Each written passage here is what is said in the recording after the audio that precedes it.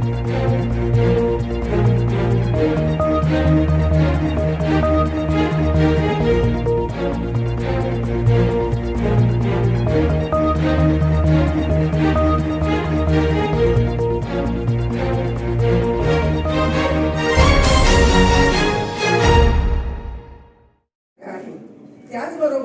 संबंध दुनियेमधला जे काही मृत्यूदंडाच्या शिक्षेच्या संदर्भातले अभ्यास आहेत त्या अभ्यासामधला की मृत्यूदंडामुळे गंभीर स्वरूपाची सगळ्यांची भूमिका अशीच आहे की मृत्यूदंडाच्या शिक्षेमुळे अशा प्रकारे गुन्हे कमी होतील असं काही नाही.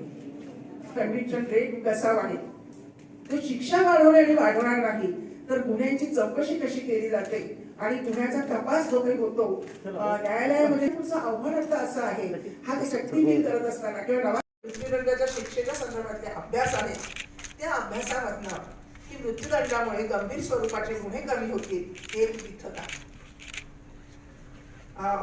आमची सगळ्यांची भूमिका अशीच आहे की मृत्यूदंडाच्या शिक्षेमुळे अशा प्रकारे गुन्हे कमी होतील असं काही नाही. गुन्हे केव्हा कमी होतील की जेव्हा आता काय दिसतंय आपल्याला गुन्हे होणे ते नोंदवले जाणे आणि शिक्षेचं केंद्र शासनाकडून आम्ही मंजुरी सुद्धा घेतली. त्याची प्रक्रिया सुद्धा चालू झाली की प्रत्येक जिल्ह्यामध्ये फक्त याच कामासाठी आम्ही नवीन कोर्ट चालू करू. सर हे जे महोदयांच्या विरोधात जी तक्रार होती ती मागे घेतली म्हणजे त्याच्यानंतर कुठली तक्रार? हा हा त्याच्यानंतर ज्या पद्धतीनं त्यांचं जल्लोषात स्वागत झालं जेसीबीच्या सहाय्याने तुम्ही कसं बघताय सगळ्या लोक तर परत येतील का त्यांच्या तक्रार करायला महिला पुढे धजावतील येतील असं वाटतं? नाही एखाद्या महिलेवर अत्याचार झाला असेल आणि ती खरोखर अत्याचार झाला असेल तर त्या पुढे आल्या पाहिजे आणि त्यांना 100% पोलीस संरक्षण देऊन व्यवस्थित त्यांना योग्य ती नियमानुसार कारवाई करेल त्याच्या बाबतीत. पण एखाद्या महिलेने जर काही राजकीय दबावाखाली जर तक्रार केली असेल आणि तिने नंतर कबूल केलं असेल की मला राजकीय माझ्या खांद्यावर बंदूक ठेवून बाकी लोक माझ्यावर दबाव त्यांचा होता अशा पद्धतीनं असेल आणि त्याचा ॲफिडेव्हिटमध्ये तिने उल्लेख केलेला आहे. त्यांनी क्लिअर कट ॲफिडेव्हिटमध्ये उल्लेख केला आहे की माझ्या कुणी राजकीय फायद्यासाठी माझा वापर करून घेत होता. ते त्यांच्या थोडं उशिरा लक्षात आलं.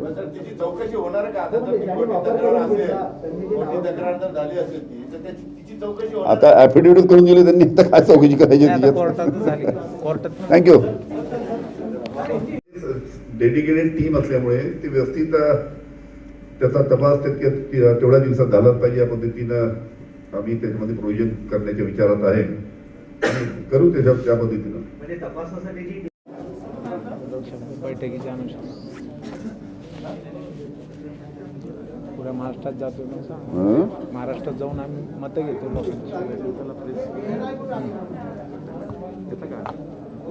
अरे अमोल एक मिनिट.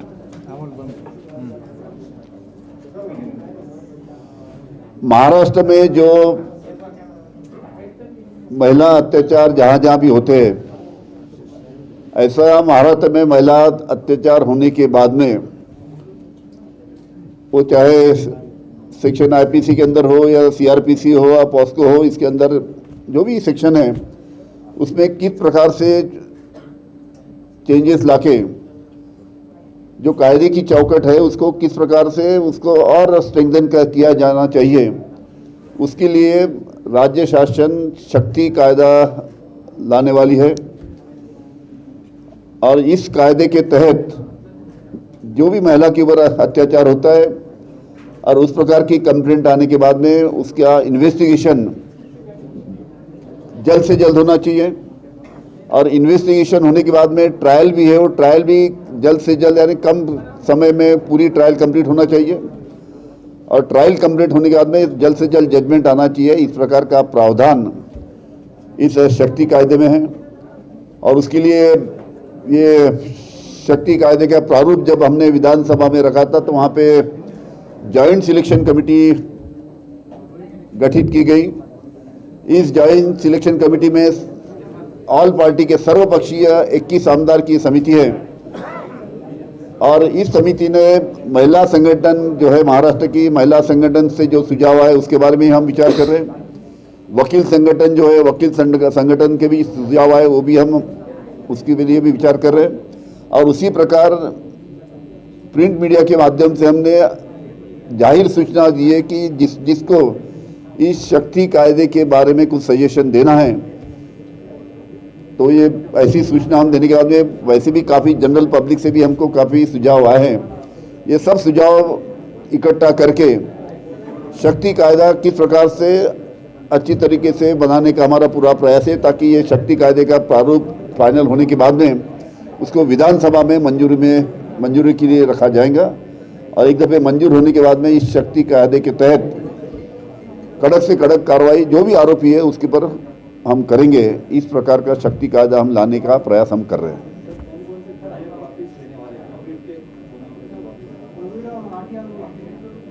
ऐसा है कि 2014 से लेके तो 2019 तक जो भी राजकीय और सामाजिक केसेस जो दाखिल हम की गई महाराष्ट्र में, वो केसेस हम वापस लेने वाले हैं। उसकी सीरियस केसेस छोड़ के और उसी प्रकार कोविड का जो लॉकडाउन था, उसके लॉकडाउन के दरमियान violation of rules end regulation जो बीच में हुआ था, उसमें करीबन 4 लाख केसेस दायर किए गए थे पूरे महाराष्ट्र में। उसमें से सीरियस केसेस छोड़ के लॉकडाउन के केसेस भी हम वापस लेने वाले हैं।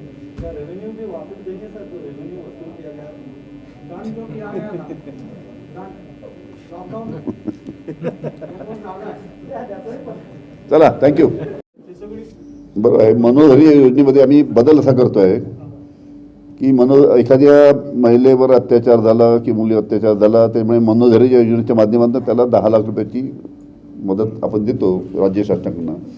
पण त्याची न्यायिक प्रक्रिया आहे, ती न्यायिक प्रक्रिया बंद करून त्याचे संपूर्ण अधिकार आम्ही कलेक्टरकडे देण्याचा महिला बाल विकास खात्याने निर्णय घेण्याच्या तयारीत आहे। त्यांची प्रक्रिया संपूर्ण चालू आहे, जेणेकरून अशी एखादी घटना झाली तर जिल्हाधिकाऱ्याला, एसपीला, कमिशनरला तिथे माहीत राहते अशी घटना झाली, त्याचं त्यांना आणि लगेच त्यांच्या माध्यमातून त्यांना मदत होऊ शकते। पण आज जिल्हाधिकाऱ्याला किंवा एसपीला किंवा कमिशनरला त्याचा अधिकार नाही, तो न्यायिक प्रक्रिया आहे ती। त्याच्यामुळे जिल्हाधिकाऱ्याला तो अधिकार त्यांनी देण्यासाठी लवकरात लवकर महिला बाल विकास खात्याच्या माध्यमातून आदेश निघणार आहेत। जवळपास 200 त्याला जे कंपन्सेशन द्यायचं बाहेर आणि मिळणारे कंपन्सेशन 3 लाखापर्यंत 10 लाख नाही, 10 लाखापर्यंत आहे प्रोविजन नाही। 10 एखाद्या म्हणजे बलात्काराच्यासाठी वगैरे 10 लाखापर्यंत अलग अलग आहे त्यांचे। ॲसिड अटॅकसाठी अलग आहे, बाकीसाठी अलग आहे। मी बलात्काराच्या केसबद्दल बोलतो, त्याच्यासाठी 10 लाख आहे।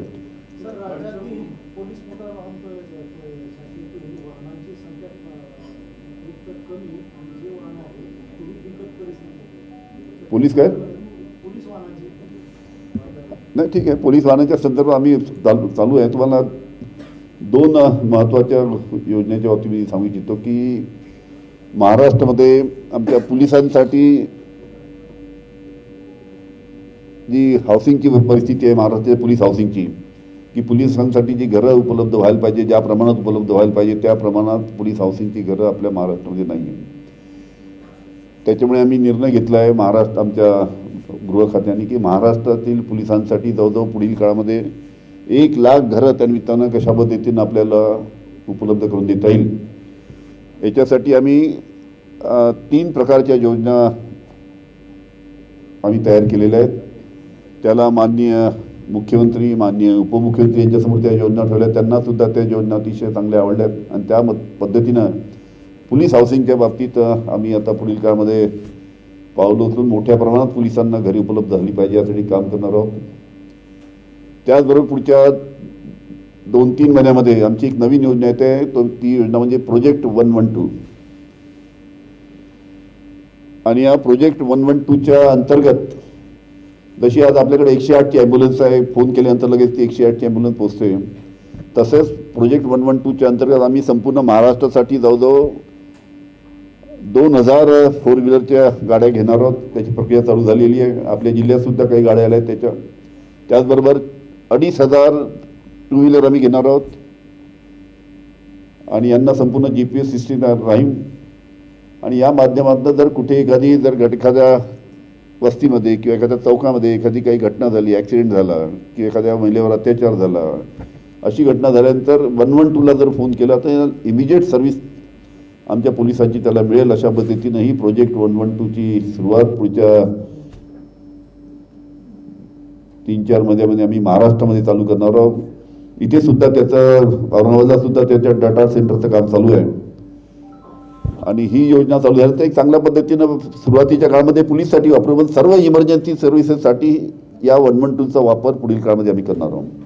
एखाद्या ठिकाणी आग लागली ते सुद्धा आम्ही हळूहळू टप्प्याटप्प्याने पहिल्यांदा पोलिसिंगसाठी म्हणजे ग्रामीण आणि शहरी दोन्ही भाग याच्यामध्ये कव्हर करणार. कमीत कमी एखादी घटना झाल्यानंतर एखाद्या महिलेवर अत्याचार झाला की एखादा ॲक्सिडेंट झाला तर कमीत कमी आमचे पोलीस तिथं 7-8 मिनिटात पोहोचले पाहिजे आणि GPS सिस्टीम त्याच्यावर लागल्यामुळे एखादी घटना या चौकात झाली बाजूच्या रामा इंटरनॅशनलच्या पुढच्या चौकात तर जी कोणती आमची नियरेस्ट व्हेकल असेल ती लगेच तिथं पोहोचली पाहिजे. आता काय होतं की रामा इंटरनॅशनलच्या चौकात जर ॲक्सिडेंट झाला तर आमचा पोलीस स्टेशनचं होईल तिथे, पण त्याच्या व्यतिरिक्त जर जवळपास जर आमची व्हेकल जर कुठे असेल ती लगेच ती जाऊ शकते आणि त्यानिमित्तानं तिथील पुढील मदत होऊ शकते. या पद्धतीनं ही प्रोजेक्ट 112चा अतिशय महत्त्वाकांक्षी योजना पुढील काळामध्ये आम्ही महाराष्ट्रामध्ये राबवणार आहोत.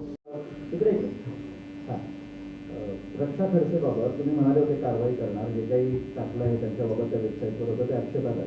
मात्र त्यात तुमच्यावर सुद्धा एक अशी टीका होते की तुम्ही ते शेअर केलं होतं आणि त्यात रक्षा खर्चेंच्या खाली म्हणजे नावाखाली जे संबोधन होतं ते ब्लर केलं नव्हतं. मग गृहमंत्र्यांनी असं शेअर करणं कितपत योग्य अशा प्रकारची चर्चा होते. कसं आहे की एखाद्या महिलेच्या बाबतीत जर अशा पद्धती जर कुठं जर तुमच्या सोशल मीडियावर येत असेल तर हे ऑब्जेक्शनेबल नाही का. तर आम्ही त्यांना सांगितलं हे तुम्ही लवकरात लवकर दुरुस्त करा आणि आम्हाला कारवाई करता येईल. त्यांनी लगेच अर्ध्या तासाच्या आत ते दुरुस्त केलं त्यांनी. तुम्ही शेअर करताना किमान ते बोलायला हवं होतं जे संबोधन त्यांच्या नावाखाली केलं होतं किमान तुम्ही शेअर करताना तुम्ही शेअर केल्यामुळे ते व्हायरल झालं. तसंच व्हायरल झालं होतं ते पहिलेच व्हायरल झालं होतं. आमच्याकडे प्रूफ आहे त्याचं. व्हायरल झाल्यामुळेच मला माहीत पडलं ते.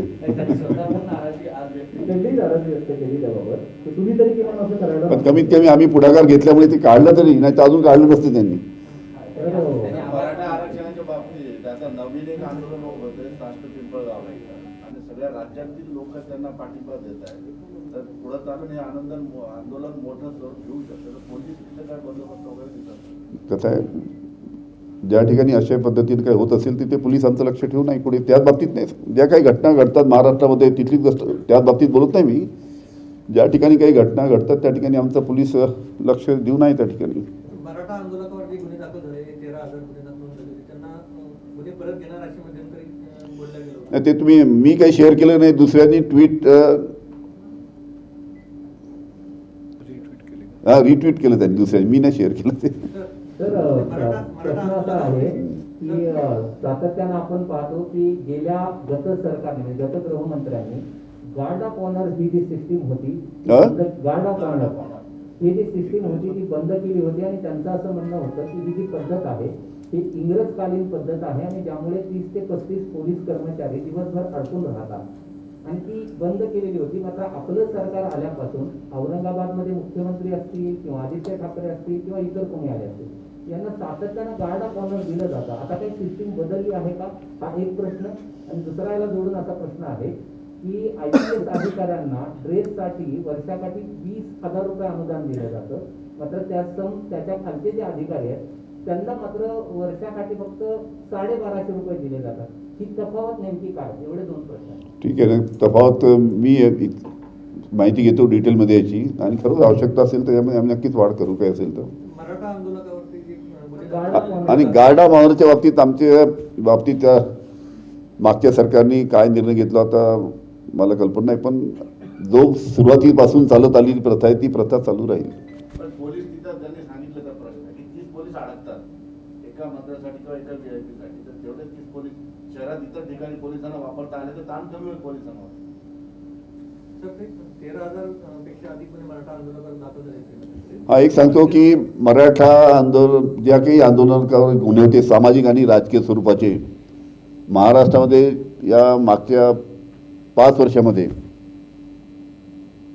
14 ते 19 मध्ये जेवढे राजकीय आणि सामाजिक गुन्हे होते ते गुन्हे वापस घेण्याचा निर्णय आम्ही घेतला. सर्वच गुन्हे नाही ज्यामध्ये सिरियस टाईपचे ते नाही घेता येणार. ज्या पद्धतीनं कोणत्या शासकीय अधिकाऱ्यावर कुठे हात उचलणार नाही काही नाही अशा सोडून बाकी सर्व गुन्हे आम्ही मागे घेणार आणि त्याचबरोबर कोविडच्या काळामध्ये जे लॉकडाऊन होतं आणि लॉकडाऊन व्हायोलेशन ज्यांनी मधल्या काळामध्ये केलं, त्या कोविडच्या काळामध्ये सुद्धा अनेकांवर गुन्हे दाखल करण्यात आले होते. ते सुद्धा गुन्हे जवळजवळ 4 लाखाच्या जवळपास संपूर्ण महाराष्ट्रामध्ये कोविडच्या दरम्यान ज्यांनी व्हायोलेशन केलं त्यांच्यावर गुन्हे होते, ते सुद्धा गुन्हे आम्ही मागे घेणार आणि त्या पद्धतीची प्रक्रिया चालू आहे. सगळेच नाही, जे सिरियस सोडून.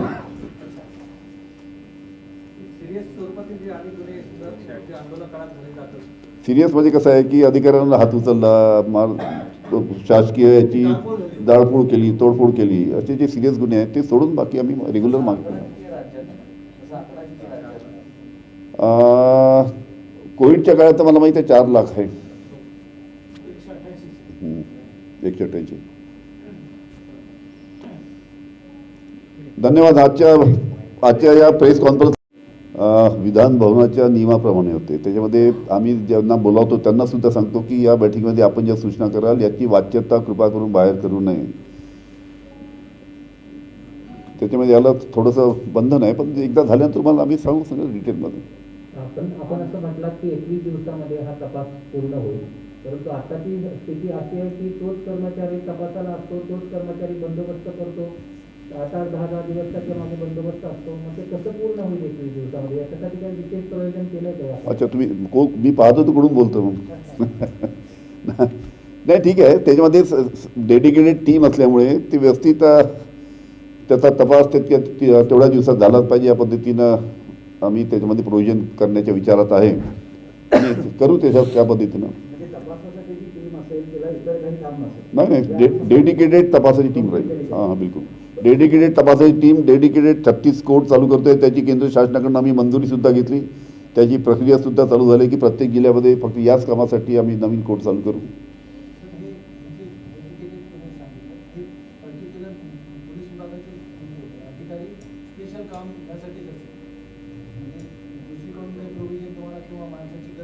आता माणसाची आता भरती आम्ही करतोच आहे ना. 12,500 पोलिसांची भरती करतोच आहे आम्ही. आता 12,500 पोलिसांची भरती करण्याचा जो आम्ही मधल्या काळामध्ये निर्णय घेतला होता, पण त्याला मधल्या काळामध्ये मराठा आंदोलनाच्या बाबतीत किंवा मराठा आरक्षणाच्या बाबतीत जो सुप्रीम कोर्टाने निर्णय घेतला त्याच्यामुळे थोडी खीळ त्याला बसली होती. पण आम्ही सर्व मराठा नेत्यांशी बोललो, त्यांनी सुद्धा त्याला सांगितलं की आमची पोलिसांच्या भरतीसाठी आणि डॉक्टर लोकांच्या भरतीसाठी आमची आडकाठी राहणार नाही. आणि या 12,500 पैकी 5,300 पहिल्या टप्प्याच्या भरतीची प्रक्रिया आम्ही आता लवकरात लवकर चालू करतो आहे. आणि 5,300ची भरती झाल्यानंतर दुसऱ्या टप्प्यामध्ये जी आहेत 7,000-7,500 पोलीस, ती सुद्धा दुसऱ्या टप्प्यामध्ये आम्ही भरती करू. अशा पद्धतीनं महाराष्ट्राच्या इतिहासामध्ये 12,500 पोलिसांच्या भरती आतापर्यंत कधी झाली नाही. आपल्याला हेही माहिती आहे की कोविडच्या काळामुळे लॉकडाऊनची परिस्थिती होती, अनेक व्यवसाय बंद होते, अनेक उद्योग बंद होते, मार्केट बंद होते. त्याच्यामुळे राज्य शासनाची आर्थिक परिस्थिती म्हणजे सर्वच राज्य शासनाची म्हणजे भारतामध्ये जेवढे राज्य शासन आहे, महाराष्ट्र असो, गुजरात असो, कर्नाटक असो, सर्वच राज्य शासनाची आर्थिक परिस्थिती कोरोनामुळे थोडी नाजूक होती. पण आता हळूहळू आपल्या महाराष्ट्राची आणि बाकी राज्याची सुद्धा परिस्थिती सुधारते. पण अशा परिस्थितीतसुद्धा पोलिसांची भरती व्हायला पाहिजे या दृष्टीनं आम्ही 12,500 पोलिसांची भरती करण्याचा निर्णय घेतला. त्याचबरोबर आपल्याला एक सांगतो की नुकत्याच ज्या ग्रामपंचायतच्या निवडणुका झाल्यात महाराष्ट्रामध्ये,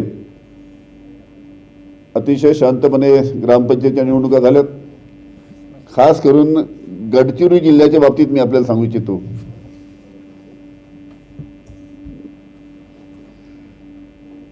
गडचिरोली जिल्ह्यामध्ये 320 ग्रामपंचायत आहेत. आतापर्यंत गडचिरोली जिल्ह्यामध्ये कधी 320च्या 320 ग्रामपंचायतच्या निवडणुका झाल्या नाही. हे पहिल्यांदा गडचिरोली जिल्ह्यामध्ये 320च्या 320 ग्रामपंचायतच्या निवडणुका झाल्या. जवळजवळ 81% मतदान झालं. 1,081 बूथ त्या ठिकाणी होते. आणि 1,081 बूथच्या बरोबरच आपल्याला सांगतो एक झवेरी खुर्द नावाचं गाव आहे, एक झवेरी खुर्द नावाची ग्रामपंचायत आहे.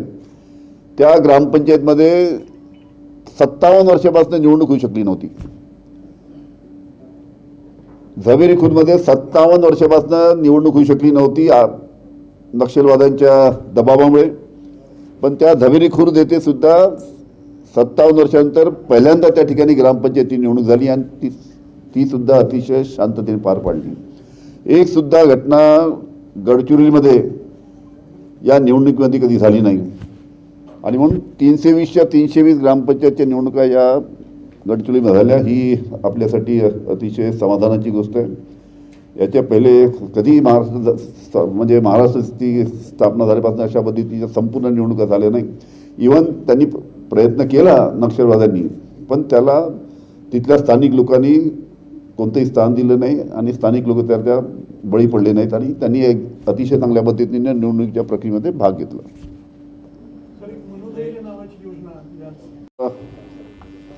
पत्रकार मित्र व त्याचबरोबर इलेक्ट्रॉनिक मीडियाचे सर्व सहकारी यांचं या ठिकाणी मी स्वागत करतो. आज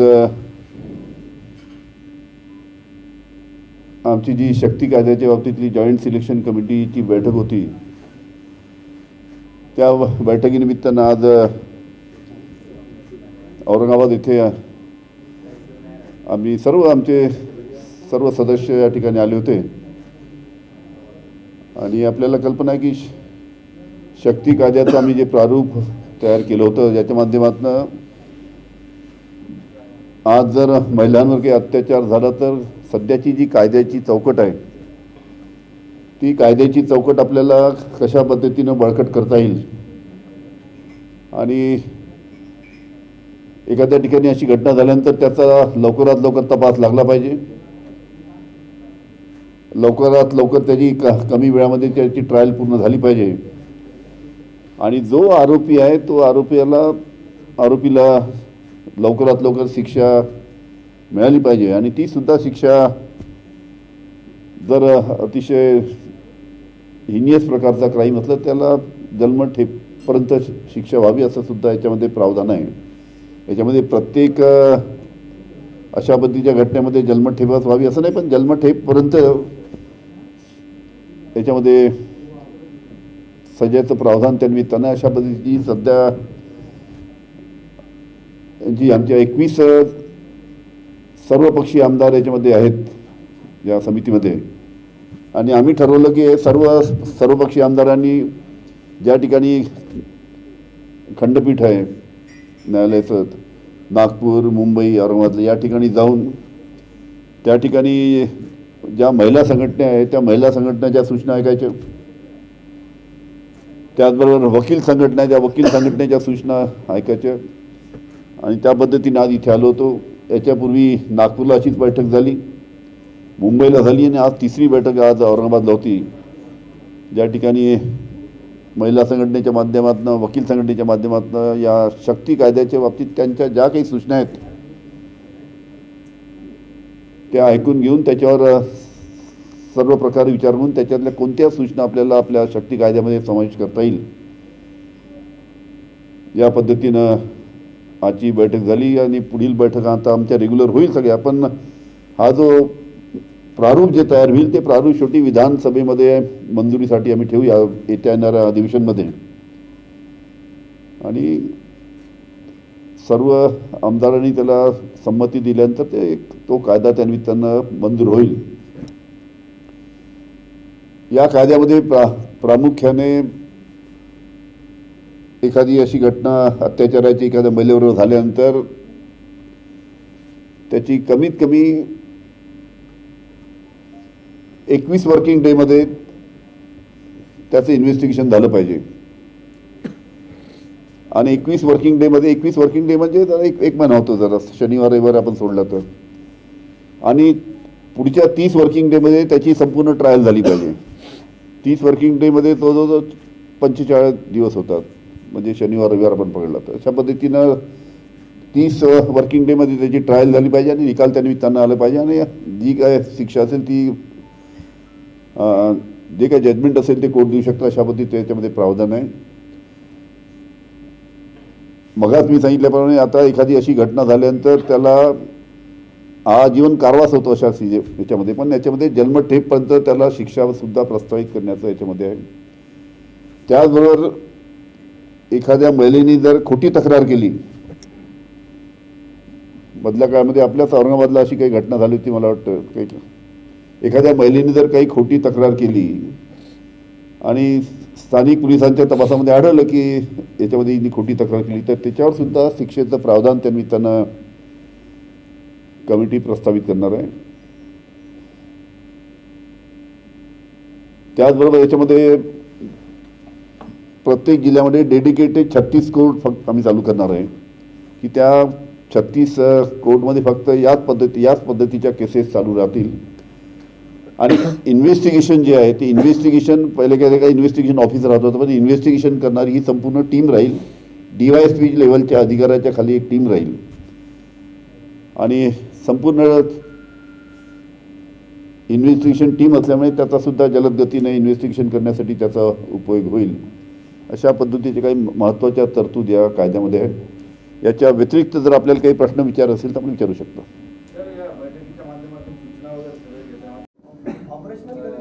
या 3-4 महिन्यात व्हायला पाहिजे. सर उद्यापासून अण्णा हजारे आंदोलन करत आहेत. भाजपचे नेते आता चर्चेला 2 तासापासून बसले होते. अण्णा हजारे चर्चेतून बाहेर आलेले आहेत. उद्यापासून ते आंदोलनावर ठाम आहे. आता गिरीश महाजन सारखे नेते त्यांना जर भेटायला जाऊन त्यांचं जर मत त्यांची जर मनधरणी करत असेल तर आता काय सांगायला पाहिजे मग. मागच्या काळात आम्ही छोट्या व्हेकलमध्ये गुटखा आम्ही पकडलेला करणार आहे का अण्णा हजारे उपोषण करू नये? सरकार काही प्रयत्न करते का अण्णा हजारे? कसं आहे की ज्या पद्धतीनं गेल्या 2 महिन्यापासून शेतकरी त्या ठिकाणी आंदोलन करतायत तर साहजिक सर्वांची इच्छा आहे की अशा आंदोलनामध्ये अण्णाचा नेहमीच दरवेळेस सहभाग राहिलेला आहे. तर साहजिक आहे त्या सगळ्यांची मानसिकता आहे की अण्णांनी सुद्धा याच्यामध्ये त्यांचं प्रोत्साहन त्यांना दिलं पाहिजे. सरकारच्या वतीनं अण्णांना पाठिंबा दिला जाणार आहे. नाही सरकारचा याच्यामध्ये संबंध नाही. पक्षाच्या वतीनं राष्ट्रवादी काँग्रेस पाठिंबा अण्णांच्या कारण तुम्ही दिल्लीला पाठिंबा दिलेला आहे. दिल्लीच्या आंदोलनासाठी आमचा पाठिंबा आंदोलनाला आहेच. तर अण्णांनी दिले चांगलीच गोष्ट आहे त्याच्यामध्ये. म्हणजे अजून आंदोलनकर्त्याचं धैर्य त्यामुळे वाढेल. त्यांना त्यांच्या आंदोलनाला एक शक्ती मिळेल त्या निमित्तानं. अण्णांना भाजप नेते भेटतात काँग्रेस सरकारचा पाठिंबा इनडायरेक्टली अण्णा कन्फ्युज होऊन जातील. आता गिरीश महाजन सारखे भेटल्यावर काय ते अण्णा थोडी ऐकणार आहे गिरीश महाजन सारखं. जर भारी नेता गेला असता कोणी भेटायला तर ठीक आहे. फडणवीस पण गेलेले आहे. कैलास चौधरी हे केंद्रीय मंत्री पण तिथे गेलेले आहेत. त्यांच्या बैठकीतूनच अण्णा बाहेर आले. एक प्रश्न तुम्ही बोलता की चुकीची तक्रार असेल तर महिलेला तक्रार होईल. औरंगाबादमध्ये अशी घटना घडली त्याचा उल्लेख केला तर तपास पूर्ण झाला आणि ती तक्रार खोटी होती या निष्कर्षाला पोलीस आले. तो तपास सुरू आहे. इनिशियल काही इन्फॉर्मेशन आमच्या DCPने दिली होती. आता जेव्हा ते तपास पूर्ण होईल त्याला कोर्टामध्ये आम्ही त्याप्रमाणे फायनल रिपोर्ट पाठवणार आहे. त्या महिलेने काही पुरावे आणि संभाषण झाले की काही पुरावे दिलेत असं देखील ऐकायला मिळत आहे. दोघांमध्ये संभाषण झाल्याचे आणि काही साक्षीदार देखील पोलिसांसमोर आणलेत अशी माहिती आहे. चुकीची आहे इन्फॉर्मेशन आम्हाला. तर म्हणजे त्यांना त्या फिर्यादनंतर पण 2-3दा आम्ही रिक्वेस्ट केली होती यायला. ते आले आहेत. माझ्या माहितीमध्ये तर असं नाही आहे. एखाद्या महिलेने तक्रार मागे घेतली आणि जर ज्याच्या विरोधात ती तक्रार आहे त्याचं जर नंतर उत्सवी बरं आजच्या मीटिंगमध्ये आमची याची चर्चा झाली की एका मधल्या अनेकदा आपण वर्तमानपत्र वाचतो की 10 वर्षापूर्वी माझ्यावर आणि बलात्कार केला, 20 वर्षापूर्वी केला, 40 वर्षापूर्वी एकदा तर मी वाचण्यात झालं तर 50 वर्षापूर्वी या इस्मानी माझ्यावर बलात्कार केला अशी सुद्धा तक्रार आली आहे. तर आजच्या मीटिंगमध्ये त्यांच्याकडनं सुद्धा सूचना केल्या की किती वर्षापर्यंत याचा विचार करायला पाहिजे आपण. 6 महिने 8 महिने हां टेक्निकल केसेस हां या संदर्भात काय म्हणजे टेक्निकल केसेस करणारे आम्ही सूचना घेतोय. तुम्ही सुद्धा सूचना करा. आम्ही सगळ्या जनतेला आवाहन केलं की काही सूचना याच्यामध्ये आपण केल्या तर त्याचा अवश्य विचार करू. संबंध असताना नंतर ते तक्रार होते तर याच्यावर काही चर्चा बैठकीमध्ये कुठल्या झाली का? तुम्हाला माहीत आहे की सुप्रीम कोर्टचे जज आहे मिस्टर नरिमन, फली नरिमनचे चिरंजीव, त्यांचं मधात जजमेंट आलं होतं की लिव्ह इन रिलेशनमध्ये राहिल्यानंतर किंवा लग्नाचं आमिष दाखवून जर हे केलं तर तो बलात्कार होत नाही असं फली नरवीनच्या मुलांनी, त्यांचं नाव विसरलो मी, त्यांच्या मुलांचं काय नाव येतं, त्यांचं मधात जजमेंट आलं आहे सुप्रीम कोर्ट त्या पद्धतीचं. नागपूर खंडपीठाचं तुम्ही आजच्या काल जजमेंट वाचलं असेल काय तर नागपूर खंडपीठाचं जजमेंट जे आज आलेलं आहे त्याच्या बाबतीत आम्ही SLP दाखल करणार आहोत आणि आम्ही उच्च न्यायालयामध्ये त्याच्या विरुद्ध जाणार आहोत. दुसरा तर की अर्णव गोस्वामी यांच्या संदर्भातल्या चॅट संदर्भात आपण बोलतो चॅट संदर्भामध्ये, परंतु त्याबद्दल कारवाई का होत नाही त्यांच्यावर सातत्याने? आपण फक्त बोलतो की पुरावे मिळाले, मात्र कारवाई होताना दिसत नाही प्रत्यक्षात. असं आहे की अर्णब गोस्वामीचा जो 500 किंवा 510 पानाचा जो चार्ट मीडियामध्ये आलेला आहे त्या चार्टच्या माध्यमातून आपल्याला माहीत आहे की अतिशय सेन्सिटिव्हच्या गोष्टी आहेत. मी मगाही काही एका ठिकाणी बोलताना बोललो की 14 फेब्रुवारी 2019ला पुलवामाचा अटॅक झाला. त्या CRPFच्या व्हॅनवर जाऊन ती गाडी आदळली, 40 आपले CRPFचे जवान त्याच्यामध्ये दुर्दैवाने शहीद झालेत. 14 फेब्रुवारी 2019 आणि 26 फेब्रुवारी 2019ला बालाकोटचा हल्ला झाला. आता 26 फेब्रुवारी 2019ला बालाकोटचा हल्ला झाल्यानंतर 3 दिवसापूर्वी म्हणजे 23 फेब्रुवारी 2019ला 3 दिवसापूर्वी बालाकोटच्या हल्ल्याच्या 3 दिवसापूर्वी याची माहिती अर्णबला कशी होती? एखादा देश जेव्हा दुसऱ्या देशावर हल्ला करतो, जर समजा भारत जेव्हा पाकिस्तानवर हल्ला करतो आणि तो हल्ला 26 तारखेला होता तर 23 तारखेला याला कसं माहीत पडलं? अशा पद्धतीनं हे अतिशय कॉन्फिडेन्शियल राहतं. प्राईम मिनिस्टर, डिफेन्स मिनिस्टर किंवा तुमचे सैनिक आपले प्रमुख, सैन्याचे प्रमुख या फार लिमिटेड लोकांना अशा प्रकारची माहिती असते. पण ही माहिती अर्णबला कशी, इतकी सेन्सिटिव्ह माहिती कशी? कारण की हा मुद्दा नॅशनल सिक्युरिटीशी जोडला जातो हा मुद्दा आणि जोडल्या गेलेला मुद्दा आहे. त्याच्यावर माहिती यांना कशी कोणी दिली, कोणत्या उच्चस्तरीय नेत्यांनी, उच्चस्तरीय अधिकाऱ्यांनी अर्णबला माहिती दिली, इतकी सेन्सिटिव्ह माहिती? आणि याच्यासाठी जो section officer secret act 1923 section 5 हा जो त्याच्यामध्ये आहे, त्याच्यामध्ये आम्ही त्या सेक्शन 5ची तरतुदीच्या बाबतीत आम्ही लिगल ओपिनियन घेतला आहे की त्या सेक्शन 5च्या तरतुदीनुसार राज्य शासनाला अधिकार आहे का? आणि जर राज्य शासनाला सेक्शन 5मध्ये जर अधिकार असेल, ऑफिसर सिक्युरिटी ॲक्ट 1923 सेक्शन 5, तर त्याच्या अंतर्गत जर अधिकार असेल तर त्या हिशोबाने कारवाई करेल. आम्ही त्यात तपासून पाहतोय तो. पण आम्ही तपासून पाहत असताना केंद्र शासनाला तर अधिकार आहे.